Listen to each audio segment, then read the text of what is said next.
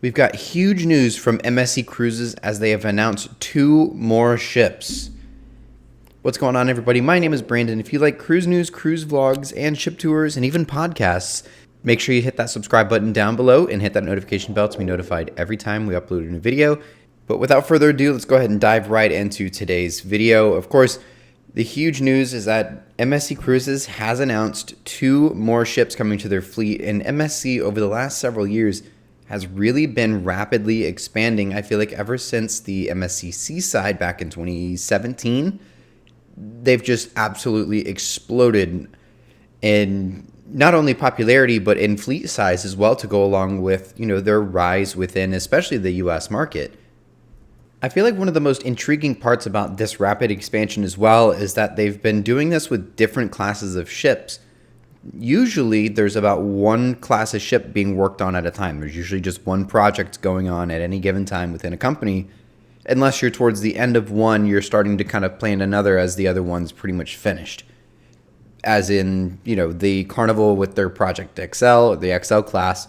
We've got 2 more still left with the Festival and Tropical, but we have Project Ace in the background. But no, MSC Cruises, on the other hand, has been doing basically all 3 of these at the same time, with the Seaside class moving into the Seaside Evo. Those are going to grouped into one. But you also have the Meraviglia class that came out at the same time. And towards the tail end of both of those, we started getting the World class. So we're still getting Meraviglia Plus class after the World Europa came out with Euribia. So all of these are all mixed in together. So we're getting a variety of different ships offered from this cruise line, but they're all brand new ships, which is really unheard of within the industry. But the mentioned World Class is, of course, their largest ship in their fleet, with the MSC World Europa and the recent launch of MSC World America.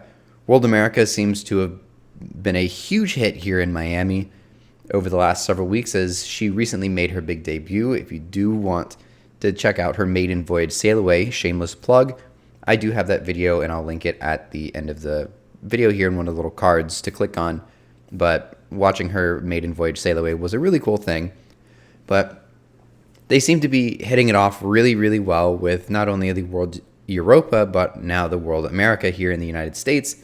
So much so that they plan on putting the World Asia over in Europe and the World Atlantic now here in Port Canaveral for some Caribbean cruises. And honestly, I feel like what they're trying to do here is stack up the World America and the World Atlantic right up head to head with the Icon of the Seas and now Star of the Seas, which is coming out later this year. So MSC is not only just up and coming, but they are coming full force basically for the top dog in the industry, which is now Royal Caribbean at this point, with their Icon class and also the Oasis class here in the background as well. That still are kind of technically coming out as well on top of the Icon class ships.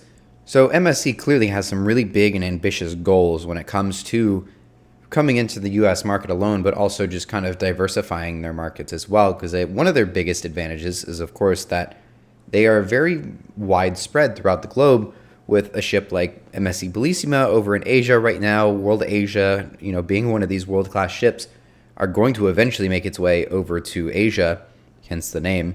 Then World Europa staying over in Europe, but then you also have Euribia over in Northern Europe, along with a few others, all the seasonal things. So they're very well diversified. They have ships all over the globe, and they're very good ships all over the globe. But again, back to the World Class, though, they've officially ordered the 5th and 6th ships into the World Class. And again, I think this goes back to my point about trying to compete with the Icon class here, is that there are currently 4 ordered, at least officially, but there are options for 5 and 6 when it comes to the Icon class. So don't be surprised if we see something from Royal Caribbean soon saying that they've ordered their 5th and 6th ships in the Icon class. And of course, because they're competing with the Icon class, in order to do that, clearly these world-class ships are very, very large in size and in tonnage. And just a quick rundown of all the specs, if you want to call it that, of MSC's world-class ships. We're looking at about 215,000 tons from World America. Very, very large ship. Obviously much smaller still in tonnage than the Icon of the Seas, but still one of the closest ships to get there at this time, being that the only thing that's larger than World America but smaller than Icon is, of course, the Oasis class with Royal Caribbean, and that's still pretty close. So she does definitely have them in height with 223 feet, or at least down appearance, as these are very, very tall ships with 22 decks. And like I mentioned, World Europa and World America are the only two out right now, but World Asia is set to launch in 2026, or at least late 2026, early 27, and then the World Atlantic is planned for 2027 as well. Both ships are under construction at the moment, with World Asia actually being a good portion of the way done. She does still have a pretty large amount of blocks that need to come together before she's even ready to float out before her debut next year, but she is well underway and starting to come together finally, so she'll probably be ready here in the next couple months, at least for a float out ceremony. But the World Atlantic is under construction as well, as they actually did the steel cutting ceremony at the same time as the handover and the naming ceremony for MSC World America over in the shipyard right before she took off and left for her maiden voyage, or her transatlantic voyage, over to Miami. Once those two begin to roll out, we will start to see more of these 5th and 6th ships in the World class, with the first one planned to come out in 2029 and the second in 2030, or I guess the 6th in 2030. One thing I'm definitely interested to see what happens with these 5th and 6th ships in this class is, does this become a World Evo class, or what we would call a World Plus class, kind of like we would with the XL Plus ships like the Festival and Tropical, or the Breakaway to Breakaway Plus ships, are just a little bit bigger. I'm wondering if we will end up seeing something similar to that, or if this will still be continuing off of what we have currently. It seems like MSC just uses the Evo term instead of Plus, like the Seaside to Seaside Evo, like the Seashore and Seascape. But I am sailing on Seascape, by the way, so subscribe if you want to check out the MSC Seascape. By the way, enough of the plugs.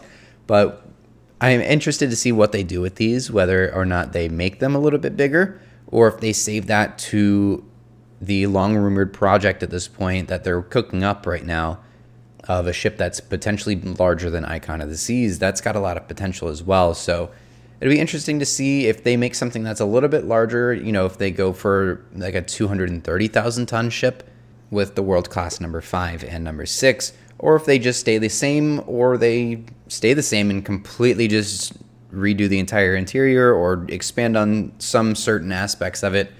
Obviously, as you continue through the ship classes over the years, you're going to get different versions and variations of the class and improvements as well.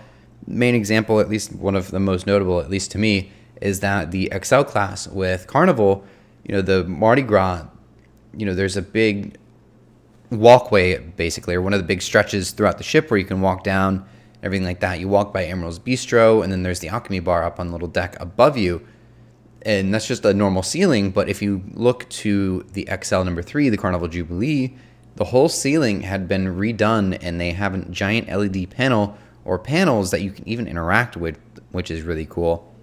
But just little things like that. Jubilee has a lot of LED panels and things like that to kind of amplify her aesthetics and make it more interactive as well. So are we going to see something like that?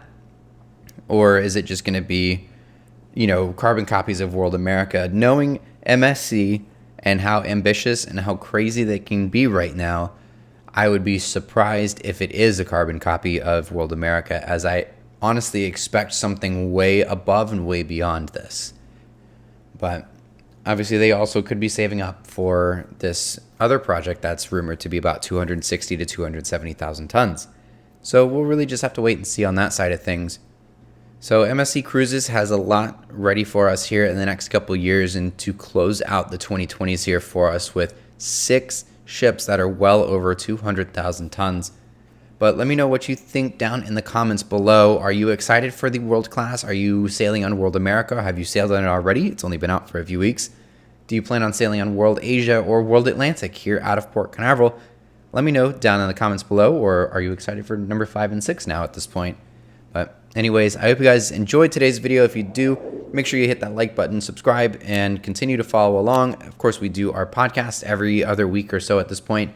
And of course, our upcoming cruise on the MSC Seascape. Lots of content from that beautiful ship coming very soon. And we even have MSC Seashore stuff that's already existing. So anyways, thank you all for watching, and we'll see you in the next video.